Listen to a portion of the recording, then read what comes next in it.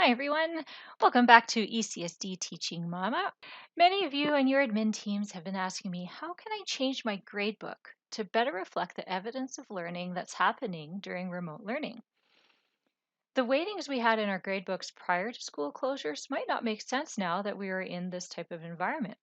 Since we won't be able to do many of these tasks in the traditional way now, it makes sense for some of us to change our grading rules to reflect this unique situation. Thank you so much for sharing your concerns with us. We've taken a look at what are the most common issues that you've shared with us, and we have come up with two recommendations based on those most common requests, questions, and concerns. Option one is based on the most common request from teachers whose category weightings are based on the task type. Looking at this example right here, the teacher's tasks are based on essays, assignments/homework, and exams and quizzes. The teachers in this department want to retain the relative weightings of those types of tasks that occurred prior to school closures and now have a different category for assessments done after school closure. This is how we do it. First, we're going to start by creating a category called remote learning to indicate that all assessments done after March 16th will be found in this category.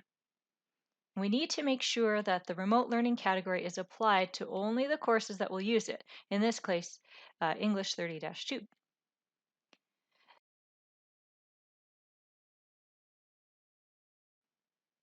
After we've created that category, we're going to open our traditional grade calculations.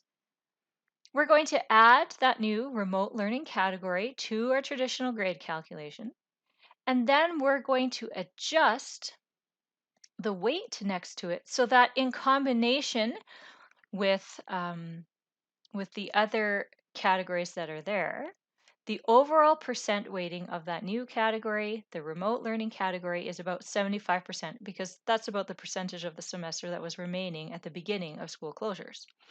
This is kind of going to be just a trial and error. Just play with the numbers until you see that it's about 75% or whatever you decide it needs to be.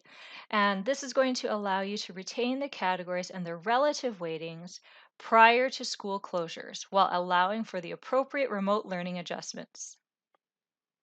The second option is for those of you who've told me, you know what, I've got my category weightings based on outcome clusters in units, let's say. So in Biology 20 Unit D, that unit is worth 32% of the final grade altogether. So if we want to retain those categories, then we can just leave them and leave their relative weightings except for the final exam.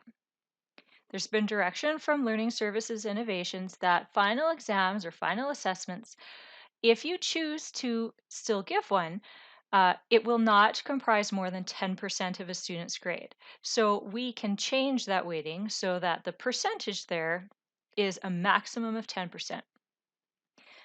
If your course has a final exam or assessment, we recommend that you indicate that this final assessment is not a traditional exam, but based on a performance task or a portfolio assessment, meaning basically an assessment of collection of evidence of learning.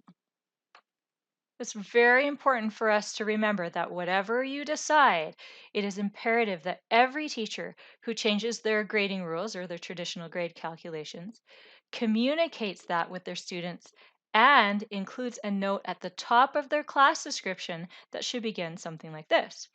Due to the COVID-19 pandemic and subsequent significant changes to the teaching and learning environment, changes to grading calculations have been made as follows.